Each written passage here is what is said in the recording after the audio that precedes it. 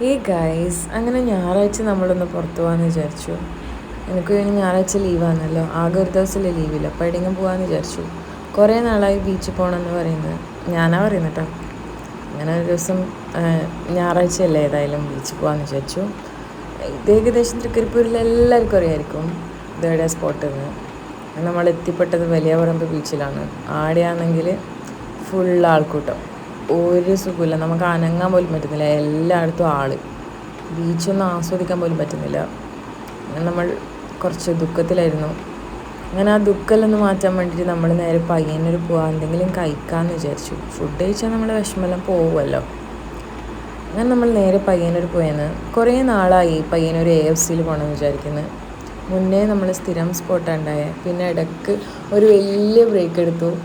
ഇപ്പോൾ വീണ്ടും നമ്മൾ പോയി കുറേ നാളുകൾക്ക് ശേഷം. അങ്ങനെ നമ്മൾ ഫുഡെല്ലാം ഓർഡർ ചെയ്തിട്ട് ഇങ്ങനെ ഇരിക്കുകയെന്ന്. ഓനെ അപ്പുറത്തിരുന്നിട്ട് കാറ്റ് കിട്ടുന്നില്ല എന്ന് പറഞ്ഞിട്ട് ഇപ്പുറം വന്നിരുന്നിട്ടായില്ലത്.